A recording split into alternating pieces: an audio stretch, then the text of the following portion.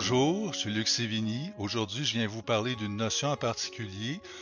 Je viens vous parler de être au présent. Qu'est-ce que ça veut dire? Quand on dit être au présent, vivre au présent, il n'est pas dans le présent, il y aurait intérêt à être plus dans le présent, ça veut dire quoi? Pour bien des gens, c'est pas clair, puis je comprends. Fait que je vais essayer de faire un survol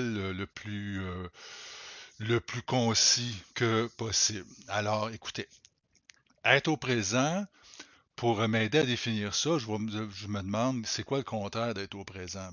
Premièrement, je vais me dire, ça peut être au futur, être au passé, plutôt que d'être au présent. Si je suis au futur, si je suis au passé, ça veut dire que je vais être plus dans ma tête. C'est ma tête qui va dans le futur. C'est ma tête qui va dans le passé. OK? Fait qu'on pourrait dire le contraire d'être au présent, c'est d'être dans ma tête. Le contraire d'être dans ma tête, c'est être dans mon corps, être dans le monde des cinq sens. C'est une expression acte que j'aime beaucoup. Le monde des cinq sens, ce serait à l'opposé de être dans ma tête. Le monde des cinq sens, c'est être dans son corps. Les sens, la vue, l'ouïe, l'odorat. Le corps est dans le présent. Il ne peut pas aller ailleurs, il est pris ici, lui. Fait que ça va être notre meilleur allié, bien souvent, pour nous aider à rester dans le présent ou à revenir dans le présent. C'est pour ça qu'on fait des exercices de méditation où on va se centrer sur notre respiration, c'est dans le corps. On va se centrer sur regarder un point, regarder une fleur, c'est la vue, c'est un sens. Écouter certaines musiques, c'est un sens, c'est dans le présent. Ça va nous aider à ne pas partir dans notre tête. Puis si vous faites l'expérience, vous pouvez le faire pendant que je vous parle. Je vais essayer de rester dans le présent. Euh, je vais me centrer sur ma respiration, comme quand on médite. Je me ferme les yeux, je me centre sur ma respiration pour les sensations corporelles. C'est dans le corps. OK? L'air qui rentre, l'air qui sort. Puis je vais juste essayer de rester là, puis suivre pas à pas ma respiration. Puis la première chose que je sais, ça prend pas quelques secondes que, poups, je me retrouve dans ma tête avec des pensées. Plutôt que d'être dans le présent avec des sensations corporelles, je me retrouve dans ma tête avec des pensées, quelles qu'elles soient. Je peux penser au futur, je peux penser au passé, je peux penser à l'exercice que je suis en train de faire, je peux penser à la liste d'épicerie que j'ai pas complète. Le contenu importe peu. Ce qu'on observe, c'est je suis dans le présent, je suis dans ma tête. C'est quelque chose qui se fait rapidement. Le, le, le, le rôle, la fonction de cet organe-là, c'est de penser. Fait qu'il va penser. Il n'y a rien de pas correct là-dedans. C'est pas un défaut. On fait juste observer. Ce qui se passe, c'est que bien souvent, quand on est dans notre tête, on est en train de penser à quelque chose, c'est pertinent. J'ai quelque chose à réfléchir, j'ai quelque chose à régler, j'ai quelque chose, c'est dans ma tête que ça se passe. Puis, fait qu'on a une tête, c'est bon de s'en servir. On n'aurait pas le monde qu'on a, l'humanité n'en serait pas là si on n'avait pas cette tête-là. Mais, il y a bien des fois qu'on est dans notre tête, c'est un réflexe, on est aspiré par notre tête, puis on peut on peut être en fusion avec notre tête. Être en fusion avec ma tête, ça va faire que ce qui se passe dans ma tête peut prendre le dessus sur ce qui se passe dans le présent. Prenons un exemple. Deux personnes se parlent, et puis c'est une première rencontre, puis ça se passe plutôt bien, puis ils se parlent, ils se posent des questions, puis il y en a un des deux qui trouve que c'est une belle première rencontre, puis l'autre personne qui est en train de vivre la même situation, OK, la même rencontre, à un moment donné, poup, est aspiré par sa tête, se ramasse dans sa tête, puis sa tête lui dit son dialogue intérieur. Ah, hey, mon Dieu, il n'a pas l'air à t'aimer, lui. Ou bien, pour moi, il y a quelque chose qu'il n'ose pas te dire. Puis, il est dans la même situation, en train de parler, mais il est dans sa tête, en train de vivre cette expérience-là, avec ce filtre-là, cette lecture-là, ce point de vue-là. OK? Si je vais faire une petite entrevue après la rencontre, puis je vais voir la première personne, je vais dire comment ça s'est passé cette rencontre-là. Et le premier va me dire c'est le fun, ça s'est bien passé. On échangeait, on se posait des questions. Moi, j'ai compris des choses.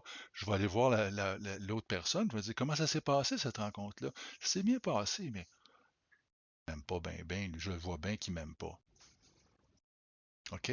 Ils ont vécu la même expérience, la même situation, mais ils ne l'ont pas vécu de la même façon pantoute. Moi, je peux, un exemple que tout le monde connaît, je pense, c'est je peux être dans ma douche le matin, puis mon ici maintenant est très calme. Je suis dans une salle de bain, il y a de la buée dans les miroirs, puis je prends une douche, puis tout d'un coup, ma tête est en train de penser à quelque chose qui s'est passé il y a 40 ans. Puis je peux commencer à me choquer, je peux me rendre compte, si je me laisse aspirer par ça, je peux rester là.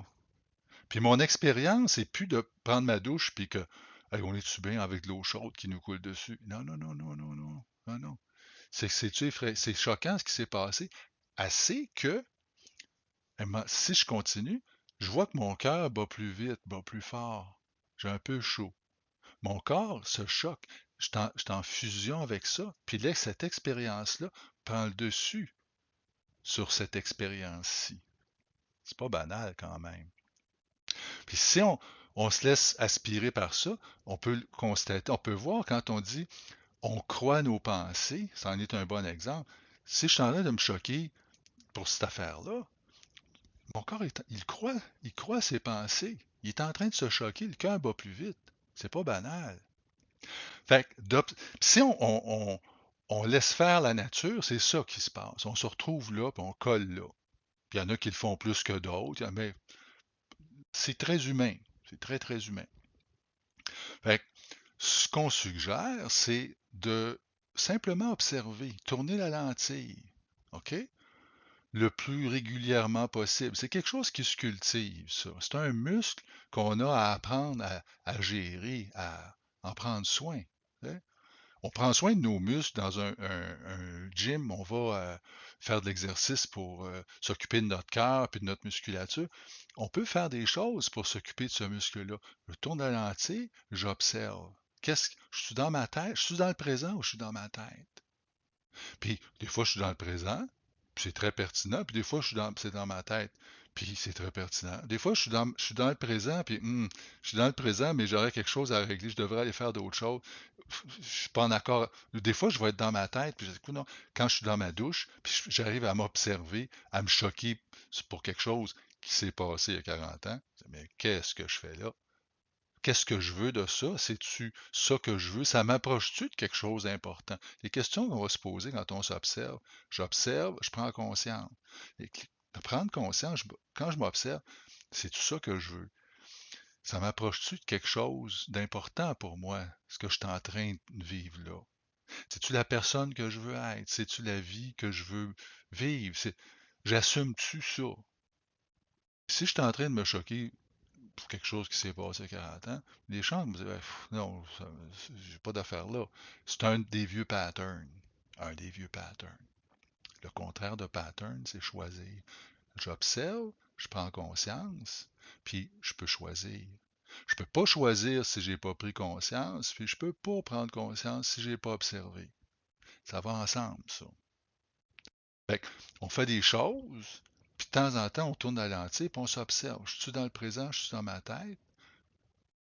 Deuxièmement, prendre conscience, c'est tout ça que je veux. J'ai-tu quelque chose à choisir? Si c'est ça que je veux, on continue. Puis sinon, je suis capable de choisir ce qui serait le plus nourrissant, le plus pertinent, le plus approprié, d'après moi, à ce moment-ci de ma vie. Ok?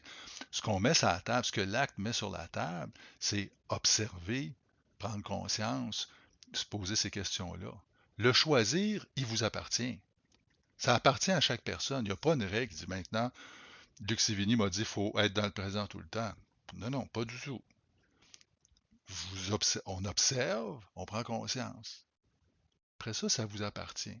Parce que peut-être que ce que je vais observer, quand je vais observer, prendre conscience, je vais faire un choix X à ce moment-ci de ma vie qui serait le plus cohérent, le plus pertinent pour moi. Puis ça n'aurait pas été le même choix il y a 5 ans, puis ce sera peut-être pas le même choix dans 5 ans.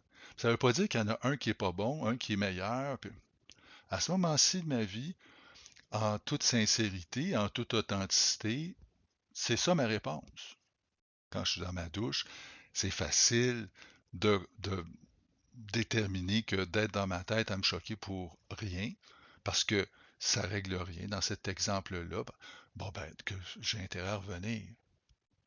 C'est souvent la première chose qu'on a à faire. Tu sais, quand on se dit, ouais, mais qu'est-ce que je fais avec ça? Ben, ce qui va être le plus aidant, thérapeutique, c'est de juste être là, juste être au présent, puis goûter le moment présent. Si on peut faire ça en mangeant notre repas, en étant là, en goûtant.